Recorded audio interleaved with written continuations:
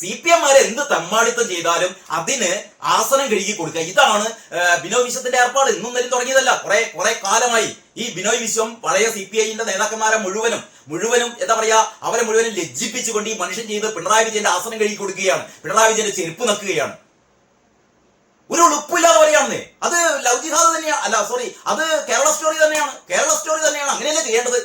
എന്താ ബിനോയ് വിശ്വം അങ്ങനെയാണ് ചെയ്യേണ്ടത്? ബിനോയ് വിശ്വത്തിന്റെ മോളൊക്കെ 16 വയസ്സാകുമ്പോഴത്തേക്ക് കെട്ടിച്ചു വിടുകയാണ് ചെയ്യേണ്ടത്. 16 വയസ്സായപ്പോഴായിരുന്നോ ബിനോയ് വിശ്വത്തിന്റെ മോളെ കെട്ടിച്ചു കൊടുത്തത്? പറയടോ, നീയൊക്കെ അവരെ കമ്മ്യൂണിസ്റ്റ് നേതാവ് എന്ന് പറഞ്ഞിട്ട്. എന്നിട്ട് ബിനോയ് വിശ്വത്തിന്റെ ഈ വിഡ്ഢിത്തം കേട്ടിട്ട് മാധ്യമപ്രവർത്തകർ ചിരിക്കുകയാണ്. അപ്പൊ ബിനോയ് വിശ്വം ചോദിക്കുകയാണ്, എന്താണ് ചിരിക്കണം? ഞാൻ തമാശ പറഞ്ഞു. ഏട്ടോ, നീ തമാശ തന്നെയാണ് പറഞ്ഞത്. നീ തമാശയിൽ ഏറ്റവും വലിയ പൊട്ടത്തരം വിഡ്ഢിത്തരാ പറഞ്ഞത്. അന്ന് 18 വയസ്സായിരുന്നു, ഇപ്പം 18 വയസ്സായില്ല. അന്ന് വരെ ആധാർ കാർഡ് കാണിച്ചപ്പം അതിൽ 18 വയസ്സാണെന്ന്. എടോ മണ്ട പൊട്ട ബിനോയ് വിശ്വം, കേൾക്ക് നീ. ഈ ആധാർ കാർഡാണോടോ ഈ ജനനത്തീയതി നിശ്ചയിക്കാനുള്ള രേഖ? നീ എവിടുന്നാണ് പഠിച്ചത്? ആധാർ കാർഡ് കാണിച്ചത്രേ. ആധാർ കാർഡ് ജനനത്തീയതി നിശ്ചയിക്കാനുള്ള അല്ലെങ്കിൽ തീരുമാനിക്കാനുള്ള ഒരു രേഖയല്ല, സുപ്രീം കോടതി വരെ പറഞ്ഞതാണ്. എന്നിട്ട് മൂപ്പര് പറയാണല്ലോ ഇത് ആധാർ കാർഡ് കാണിച്ചിരുന്നു. ആധാർ കാർഡ് എങ്ങനെയാണ്? ഒരു തട്ടിപ്പ് ആധാർ കാർഡ് കൊണ്ടുവന്നു. അത് പൊളിഞ്ഞു പോയപ്പോ ഇത് കുട്ടിക്ക് 16 വയസ്സായിട്ടുള്ളൂ എന്ന് മഹേശ്വറിലെ, അതായത് മധ്യപ്രദേശിലെ ഈ പെൺകുട്ടി താമസിക്കുന്ന മഹേശ്വർ, അവിടുത്തെ സർക്കാർ ആശുപത്രിയിലാണ് ഈ പെൺകുട്ടി ജനിക്കുന്നത്. 2009 ഡിസംബർ മാസം 30-ാം തീയതി. അതിന്റെ രേഖകളാണ് പട്ടികവർഗ കമ്മീഷൻ പിടിച്ചെടുത്തത്. അങ്ങനെയാണ് പട്ടികവർഗ കമ്മീഷൻ പോക്സോ വകുപ്പ് അനുസരിച്ച് ഈ ഫർമാൻ ഖാനെതിരെ കേസെടുക്കാൻ വേണ്ടി പറഞ്ഞത്. കേസെടുത്തു. അങ്ങനെ ഫർമാൻ ഖാനെ കേസെടുത്തു. 10 വർഷം വരെ തടവ് ശിക്ഷ അനുഭവിക്കാവുന്ന ഒരു അവസ്ഥയിലാണ് ഈ 16-കാരിയായ പെൺകുട്ടിയെയും കൊണ്ട് ഇയാള് കഴിഞ്ഞ ഒരു മാസമായി നടക്കുന്നത്, അല്ലേ? ആ പെൺകുട്ടിയുടെ ജീവിതം നശിപ്പിക്കാൻ കാരണമായതാരാണ്? ഇവിടുത്തെ പാർട്ടി സെക്രട്ടറി MP ഗോവിന്ദൻ. ഇത് എന്ത് സുരക്ഷയാണ് കേരളത്തിലുള്ളത്? കേരളത്തിലെ പാർട്ടി സെക്രട്ടറി 16 വയസ്സായ പെൺകുട്ടികളെ മുഴുവൻ കല്യാണം കഴിപ്പിക്കാണോ? വിദ്യാഭ്യാസ മന്ത്രി ഉളുപ്പുണ്ടോ? ശിവൻകുട്ടി ഉളുപ്പുണ്ടോ? താഴൊക്കെ വിദ്യാഭ്യാസ മന്ത്രിയാണോ? ഈ സ്കൂളിൽ പഠിക്കുന്ന 10-ാം ക്ലാസ്സിലും 11-ാം ക്ലാസ്സിലും പഠിക്കുന്ന +2 പഠിക്കുന്ന പെൺകുട്ടികളെ മുഴുവൻ കല്യാണം കഴിച്ച് അയക്കണോ? അതല്ല ഇപ്പം കണ്ടത്, അല്ലേ? എന്നോടുള്ളൂ ഒരു അത്യാവശ്യം സാമാന്യ മര്യാദ ഉണ്ടെങ്കിൽ ആ പെൺകുട്ടിയുടെ അച്ഛനോടും അമ്മയോടൊക്കെ ചോദിക്കണ്ടേ? ഇവിടുന്നോ വന്നൊരു പെൺകുട്ടി, മധ്യപ്രദേശിൽ നിന്ന് വന്നൊരു പെൺകുട്ടി, മഹാരാഷ്ട്രയിൽ നിന്ന് വന്ന ഒരു എന്താ പറയാ ഫർമാൻ ഖാൻ. അപ്പോഴത്തേക്ക് ഇവർക്ക് എന്താ പറയാ ആഹ്ലാദം, സന്തോഷം സഹിക്കാൻ വയ്യേ. കാരണം ഒരു മുസ്ലിം യുവാവിനെ കൊണ്ട് ഞങ്ങളിതാ കല്യാണം കഴിപ്പിക്കുന്ന ഇത് എവിടെ നടക്കൂലോ. 16 വയസ്സായ പെൺകുട്ടിയെ കല്യാണം കഴിപ്പിക്കാൻ എവിടെ നടക്കൂല. അത് നിങ്ങൾക്ക് ചെയ്യാൻ പറ്റുള്ളൂ. കഴിഞ്ഞ ഏഷ്യാനെറ്റ് ചർച്ചയിൽ ജയശങ്കർ വക്കീൽ പറഞ്ഞു ഈ MP ഗോവിന്ദനെ കുറിച്ച്. അയാൾ ഗോവിന്ദനല്ല, കോന്തപ്പനാണെന്ന് പറഞ്ഞത്. MP ഗോവിന്ദൻ, ഇയാൾ എന്ത് ഗോവിന്ദനാണ്? ഇയാൾക്കൊരു വിവരം ഉണ്ടാവില്ല. അതാണ് മറ്റേ ജയശങ്കർ വക്കീൽ പറയുന്നത്. ഈ ഒരു സംഭവത്തെ കുറിച്ച് ഈ ഗോവിന്ദന് ഒരു വിവരമില്ല. കാരണം അയാൾ ഒരു കളിമാഷ്. ഈ കളിമാഷക്ക് ഇതിനെപ്പറ്റി നിയമത്തെ കുറിച്ച് ഒരു ചുക്ക് അറിയില്ല. ശരി, അയാൾ ഒരു കോന്തപ്പൻ MP കോന്തപ്പനാണ് എന്നാണ് ജയശങ്കർ വക്കീൽ പറഞ്ഞത്.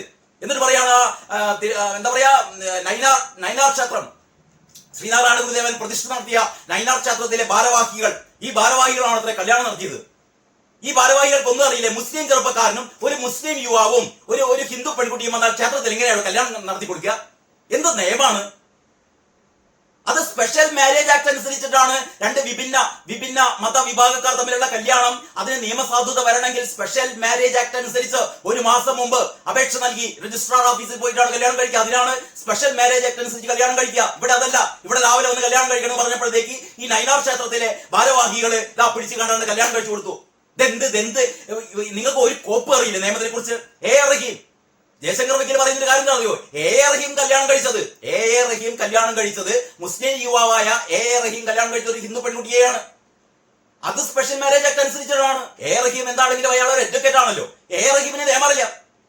റഹീമിന് അറിയാം ഒരു മുസ്ലിം യുവാവും ഹിന്ദു പെൺകുട്ടിയും കല്യാണം കഴിക്കുകയാണെങ്കിൽ അത് സ്പെഷ്യൽ മാരേജ് ആക്ട് അനുസരിച്ചേ കല്യാണം കഴിക്കാൻ പറ്റുള്ളൂ എന്ന് റഹീമിന് അറിയാം. എന്നിട്ടും റഹീം വല്ല അത്യാവശ്യം 4-5 വോട്ടിന് വേണ്ടിയിട്ട് ഞങ്ങളിതാ എന്താ പറയാ മുസ്ലിങ്ങളുടെ രക്ഷകരാണ്, മുസ്ലിം ചെറുപ്പക്കാരന് ഒരു ഹിന്ദു പെൺകുട്ടിയെ. എന്ത് ഹിന്ദു പെൺകുട്ടി? 16 വയസ്സായ പെൺകുട്ടിയെയാണ് ഈ നരാധവന്മാർ, ഈ ഗോവിന്ദനും ഈ പറയുന്ന ശിവൻകുട്ടിയും റഹീമും ചേർന്നിട്ട് ആ പെൺകുട്ടിയുടെ ജീവിതമാണ് നശിപ്പിച്ചത്. നിങ്ങൾ എവിടെയെങ്കിലും കേട്ടിട്ടുണ്ടോ?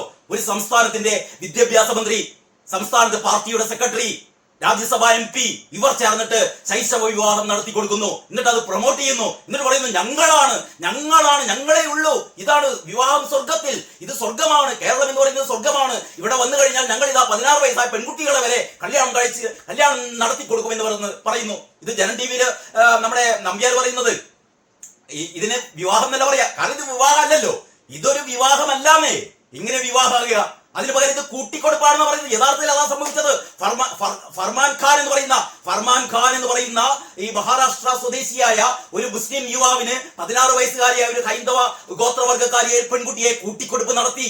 അതിന് ആശീർവദിച്ചത്, അതിനുള്ള ഒത്താശകൾ ചെയ്തു കൊടുത്തത് പാർട്ടി സെക്രട്ടറി CPM. ഉളുപ്പുണ്ടോ സഖാക്കളെ ഈ എന്താ പറയാ കമ്മ്യൂണിസ്റ്റുകാരാണെന്ന് പറഞ്ഞ് നടക്കാൻ?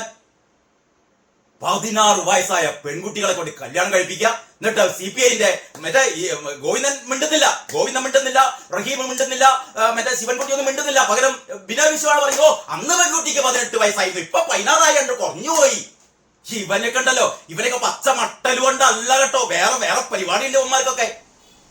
ഇത് കേട്ടാ ആരും ചിരിച്ചു പോവില്ലേ? ചിരിക്കില്ല. നിങ്ങളെന്താ ചിരിക്കണെന്ന് ഇയാൾ കണ്ണൂറ്റി ചോദിക്കാണ്. ഇപ്പൊ വിട്ടിതം പറയാൻ പറ്റിയ ചിരിക്കില്ലേ? അപ്പൊ യഥാർത്ഥത്തിൽ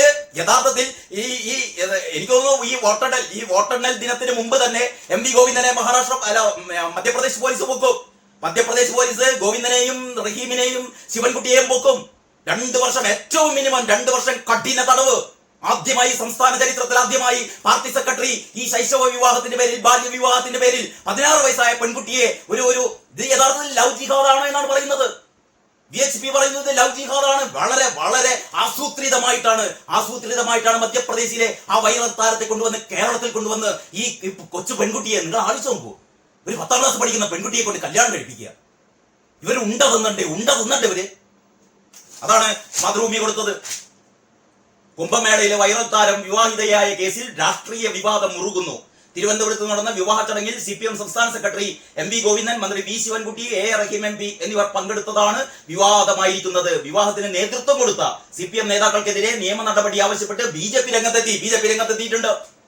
എന്നാൽ വിവാദങ്ങൾക്ക് പിന്നിൽ രാഷ്ട്രീയ ഗൂഢാലോചനയെന്ന് CPM വിലയിരുത്തൽ. എല്ലാത്തിനും പിന്നിൽ രാഷ്ട്രീയ ഗൂഢാലോചനയാണല്ലോ. ഈ 16 വയസ്സായ പെൺകുട്ടിയെ, അതായത് 16 വയസ്സായ പെൺകുട്ടിയെ കല്യാണം കഴിപ്പിച്ച് അയച്ചതും പോരാ, അത് രാഷ്ട്രീയ ഗൂഢാലോചനയാണെന്ന്. അതായത് മഹേശ്വറിലെ ആ സർക്കാർ ആശുപത്രിയിൽ നിന്ന് അവർ കൊടുത്ത രേഖ പ്രകാരം ഈ പെൺകുട്ടിക്ക് 16 വയസ്സായിട്ടേ ഉള്ളൂ. ഇതെന്താ രാഷ്ട്രീയ ഗൂഢാലോചനയ്ക്ക് വേണ്ടിയിട്ട് അവിടെ വ്യാജരേഖ ചമച്ചതാണോ? നിങ്ങളാണ് വ്യാജരേഖ ചമച്ചത്. നിങ്ങളാണ് ഈ പറയുന്ന വ്യാജ ഈ ആധാർ കാർഡ് ഉണ്ടാക്കിയത്. എന്നിട്ട് ആധാർ കാർഡ് നോക്കിയിട്ട് ഈ പെൺകുട്ടിക്ക് 15 വയസ്സായി, അല്ല 18 വയസ്സായി അല്ലേ? അന്നേ ഇവിടുത്തെ ആൾക്കാരൊക്കെ പറഞ്ഞു ഇത് ബാല്യവിവാഹമാണ്, ശൈശവ വിവാഹമാണ്, പെൺകുട്ടിക്ക് 16 വയസ്സായിട്ടേ ഉള്ളൂ എന്ന് അന്ന് പല മീഡിയകളും പറഞ്ഞു. പക്ഷെ ആരും അപ്പോഴത്തേക്ക് ഞങ്ങൾ നവോത്ഥാന മതിൽ കെട്ടിയ ആൾക്കാരല്ലേ, മതിലൊക്കെ പൊളിച്ചു കളഞ്ഞു. ഇപ്പതാ നവോത്ഥാന വിവാഹം എന്ന് പറഞ്ഞു അവസാനത്തെ മൂട്ടില് ബോംബാണ് പൊട്ടിയത് അല്ലേ? ഉളുപ്പന്മാരില്ല നടക്കുകയാണ് കോന്തപ്പന്മാര്. എന്നിട്ട് നിങ്ങളെന്താ ചിരിക്കുന്നതെന്ന് ബിനോയ് വിശ്വത്തിന്റെ ചോദ്യം. സമ്മതിച്ചിട്ടോ? നിങ്ങളാണ് 4-ാം തീയതി വോട്ടെണ്ണുമ്പോൾ ജയിക്കാൻ പോകുന്നല്ലേ? അക്കഥ വേറെ. അത് ഞാൻ പറയാം അടുത്ത വീഡിയോയിൽ പറയാം. ഇപ്പം തന്നെ CPM-കാര് വിലയിരുത്തി കഴിഞ്ഞു. G സുധാകരൻ ഉൾപ്പെടെ ഈ പറയുന്ന ഈ പാർട്ടിയോട് കലഹിച്ചു പോയവരൊക്കെ വൻ ഭൂരിപക്ഷത്തോടെ ജയിക്കാൻ പോകുന്നു. തങ്ങളുടെ നില പരിങ്ങലിലാണ് എന്ന് ഇവര് തന്നെ ഏതാണ്ട് സമ്മതിച്ചപ്പെട്ടാണ്. ഇന്നത്തെ ദേശാഭിമാനി കണ്ടാൽ നമുക്ക് കരച്ചിൽ വരും കേട്ടോ. ഇന്നത്തെ ദേശാഭിമാനിയുടെ 1-ാം പേജാണ്. ഇന്നത്തെ ദേശാഭിമാനിയുടെ 1-ാം പേജാണ്. ആർട്ടിമിസ് 2 ദൗത്യം വിജയകരം, കൂട്ടപ്പലായനം. അതായത് ഗ്യാസ് കിട്ടാനായിട്ട് ഉത്തരേന്ത്യയിലൊക്കെ കൂട്ടപ്പലായനമാണത്രേ. മലേഗാവ് സ്ഫോടനം, കേഡൽ പുരോഹിതന് പ്രത്യേക സ്ഥാനക്കയറ്റം, അപകടം, ദമ്പതികൾ ഉൾപ്പെടെ 3 പേർ മുങ്ങി മരിച്ചു. മഡ്രോയെ തട്ടിക്കൊണ്ടുപോയിട്ട് 100 ദിവസം. ചർച്ച 2 ഘട്ടം പൂർത്തിയായി.